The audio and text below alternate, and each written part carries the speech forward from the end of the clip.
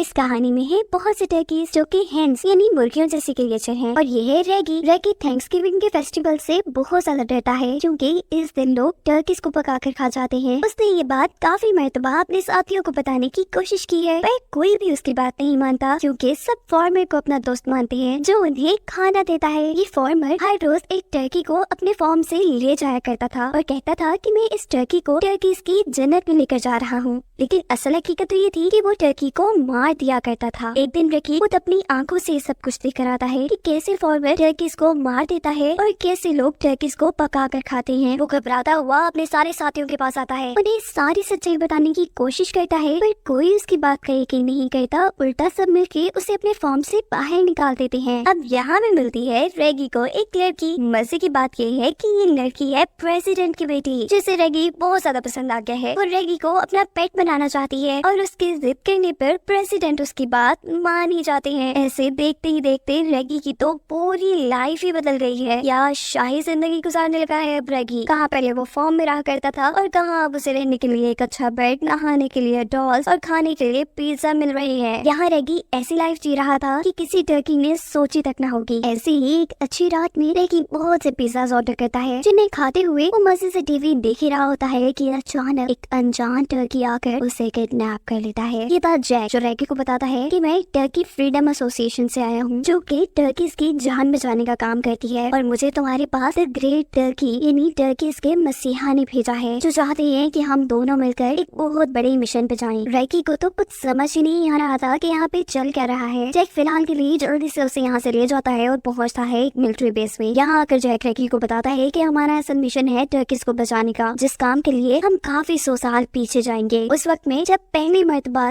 Thanksgiving के festival पे Turkey's को पकाया जाना है, हम उस वक्त में थैंक्सगिविंग के फेस्टिवल के मेन्यू में से टर्कीज को निकाल देंगे और ऐसे फिर पूरी दुनिया के सारे टर्कीज हमेशा के लिए बच जाएंगे। और हम यहाँ पर इसलिए आए हैं कि हमें यहाँ से चुरानी है एक टाइम मशीन जो हमारे मिशन के लिए सबसे ज्यादा जरूरी है। जैक एक मैप की मदद से बेस में रखी हुई टाइम मशीन का पता चला लेते हैं और तभी हम देखते हैं कि इसी बेस के अंदर प्रेसिडेंट भी आ चुके हैं और मिलिट्री ऑफिसर भी आ चुके हैं क्योंकि इस टाइम मशीन का आज पहला टेस्ट है। हम देखते हैं कि टाइम मशीन के अंदर बैठा हुआ वो आदमी बहुत ज्यादा डरा हुआ है क्योंकि कोई इस बात को नहीं जानता कि पहली मर्तबा टाइम मशीन जब चलेगी तो फिर उसके साथ क्या होगा। दूसरी तरफ जैक को रेगी जैसे जैसे टाइम मशीन की तरफ बढ़ रहे थे तभी यहाँ पर उन्हें बेस की सिक्योरिटी के लोग देख लेते हैं। उनको देखते ही ये सारी फोर्स उनके जैसे पीछे ही पड़ गई थी, कहीं भी उनका पीछा नहीं छोड़ रही थी। जैक को रेगी बहुत मुश्किल से अपनी जान बचाते हुए भागते हुए आखिरकार उस चैम्बर तक पहुंच जाते हैं जहाँ पर टाइम मशीन रखी हुई थी, जहाँ पर टाइम मशीन का ट्रायल चल रहा था। रेगी और जैक को कैमरा से कैप्टन और प्रेसिडेंट भी देख लेते हैं, जिन्हें देखते ही कैप्टन टाइम मशीन के अंदर से उस आदमी को निकलने को कहते हैं। उस आदमी के टाइम मशीन से बाहर निकलते ही बिना वक्त जाया किए रेगी और जैक दोनों ही टाइम मशीन के अंदर जा बैठते हैं, जहाँ से उन्हें एक रोबोटिक आवाज सुनाई देती है जो उनसे पूछ रही थी क्या इस टाइम में जाना पसंद करेंगे। जैक उन्हें कहता है कि हमें उस टाइम में जाना है जब पहली मर्तबा थैंक्सगिविंग फेस्टिवल मनाया जाना है। कुछ ही देर में टाइम मशीन उन्हें काफी 100 साल पीछे ले जाती है, ठीक उसी टाइम में जब 3 दिन बाद थैंक्सगिविंग का फेस्टिवल मनाया जाना था।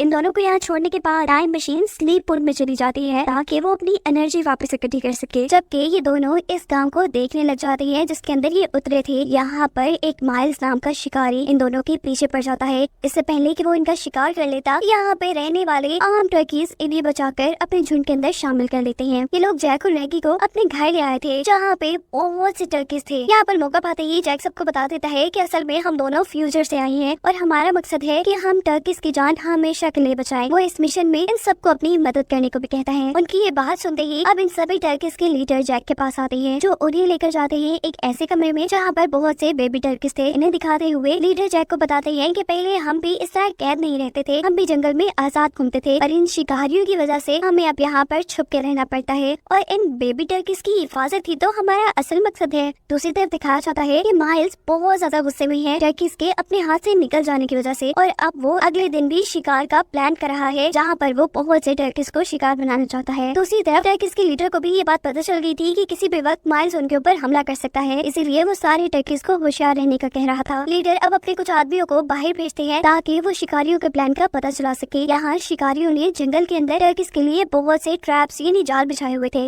रेगी और फीमेल टर्की जो कि जंगल के अंदर आए थे शिकारियों का प्लान जानने के लिए, उनकी वजह से शिकारियों का सारा ट्रैप यानी सारा जाल बेकार हो जाता है। ये सब रेगी ने किया था और वो फीमेल टर्की रेगी की इस जहानत से बहुत ज्यादा इम्प्रेस हुई थी। ये दोनों अब आपस में एक दूसरे को पसंद करने लगे थे। ये लोग एक साथ ही होते हैं कि यहीं पे माइल्स के शिकारी कुत्ते इनके पीछे पड़ जाते हैं और ये दोनों अपनी जान बचाने के लिए और कहीं नहीं बल्कि टाइम मशीन के अंदर छुप जाते हैं। माइल्स भी अपने शिकारी कुत्तों का पीछा करते करते यहाँ पे पहुँच जाता है। इस टाइम मशीन के बारे में तो नहीं पता था, लेकिन उसे शक था कि शायद रेगी और दूसरे टर्की यहीं पे हैं। इससे पहले कि वो बंदूक चलाता, रेगी अपनी टाइम मशीन को लेकर यहाँ से काफी ऊपर चला जाता है। इस टाइम मशीन की वजह से उस फीमेल टर्की को इस बात का यकीन हो चुका था कि रेगी और जैक फ्यूचर से आए हैं। यहाँ दिखाया जाता है कि जैक भी अपने तौर पे इस गांव की छानबीन कर रहा है और उसे यहाँ पे शिकारियों का बेस मिलता है जिसके अंदर उन्होंने बहुत से वेपन्स रखे हुए थे। उसे ये भी बात पता चलती है कि अगला आने वाला दिन थैंक्सगिविंग का ही है और इसी दिन टर्की को मार के पकाया जाना है। वो जल्दी से रेगी के पास आता है और उसे लेकर आता है। उसे कहता है कि चलो हमारे मिशन का टाइम हो गया है, अगला दिन चढ़ने से पहले पहले हमें इनकी बेस को तबाह करना होगा। जैक कहता है कि मुझे टर्किस के मसीहा ने ये काम पूरा करने को बोला है। रेगी उसकी हर बात तो मान रहा था, लेकिन ये मसीहा वाली बात उसकी समझ में नहीं आती थी। उसे लगता था कि ये सिर्फ जैक के दिमाग का एक वहम है, टर्की का कोई मसीहा नहीं। और तब अपनी बात का यकीन दिलाने के लिए जैक उसे अपनी कहानी बताता है। जैक कहता है कि मैं उस फॉर्म में पैदा हुआ था जहाँ पर इंसान टर्किस को इंजेक्शन लगा लगा कर बड़ा किया करते थे। जैक बताता है कि मेरी माँ ने बहुत कोशिशें की, मुझे इंसानों के उन इंजेक्शन से बचाए रखा मेरे अच्छे फ्यूचर के लिए। और एक दिन मौका पाते ही मेरी माँ ने मुझे अपने फॉर्म से बाहर निकाल दिया। वहाँ से बाहर निकलते ही मेरे सामने टर्किस के मसीहा आए। उन्होंने मुझे ये सीक्रेट लॉक दिया और मुझे मेरी जिंदगी का असली मकसद बताया। उन्होंने कहा कि तुम्हारा मकसद है सभी टर्किस को बचाने का। साथ ही उन्होंने मुझे ये सलाह भी दी कि तुम्हें कभी भी हार नहीं माननी। वो रेगी को अब वो सीक्रेट लॉक पे दिखाता है, जिसे देखकर रेगी को उसकी कहानी पे थोड़ा बहुत यकीन हो ही जाता है। और फाइनली ये दोनों मिलकर माइल्स की इन शिकारियों की बेस तक पहुँचते हैं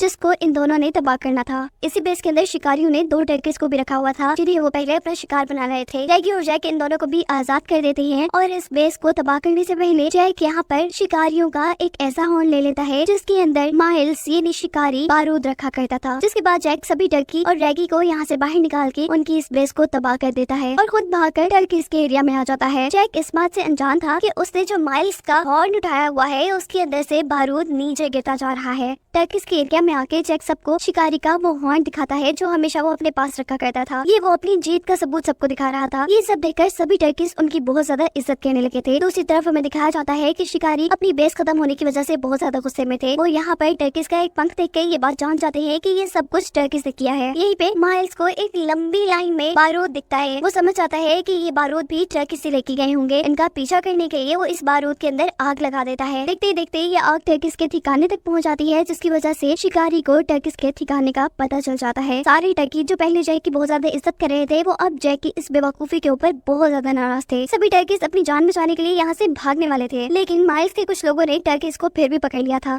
और जो टर्किस भाग रहे थे उनका पीछा करने के लिए भी माइल्स अपने शिकारी कुत्तों को उनके पीछे लगा देता है। कुछ टर्किस तो अभी भी अपने ठिकाने के अंदर ही फंसे हुए थे। माइल्स टर्किस के इस ठिकाने में आग लगा देता है। उस आग से बचने के लिए जब सभी टर्किस यहाँ से भागने वाले होते हैं तो तभी यहाँ पे एक फीमेल टर्की को सभी बेबी टर्किस का ख्याल आता है। लेकिन अब बेबी टर्किस को बचाने के लिए आग लगे हुए उनके ठिकाने के अंदर कौन जाता। रेगी अपनी जान पे खेलने का यहाँ पे फैसला करता है, लेकिन इससे पहले कि वो आग के अंदर कूदता यहाँ पर जाए किसी हीरो की तरह सभी बेबी टर्किस को बचाकर बाहर ले आया था। इसके बाद ये सब लोग अपनी जान बचाने के लिए एक नए ठिकाने की तरफ चले जाते हैं, लेकिन यहाँ इन सब की जान बचाते बचाते इनके लीडर की मौत हो जाती है। अब काफी सारे टर्किस माइल के कब्जे में थे और कुछ टर्किस जो बचे हुए थे वो अपने नए ठिकाने के ऊपर अपने तरीके से अपने मरे हुए लीडर की जान को सलामी देते हैं। रेगी यहाँ पर टर्किस के साथ होने वाली हर मुसीबत का जिम्मेदार अपने आप को मान रहा था, इसीलिए वो फैसला करता है कि वो अभी और इसी वक्त अपने टाइम में वापस चला जाएगा। जैक उसे समझाने की बहुत कोशिश करता है कि अभी हमारा मिशन पूरा नहीं हुआ, अभी तो थैंक्सगिविंग फेस्टिवल भी नहीं आया, लेकिन रेगी उसकी बात ना मानते हुए यहाँ से निकल जाता है। इस टाइम मशीन के जरिए वो प्रेसिडेंट के घर उतरता है,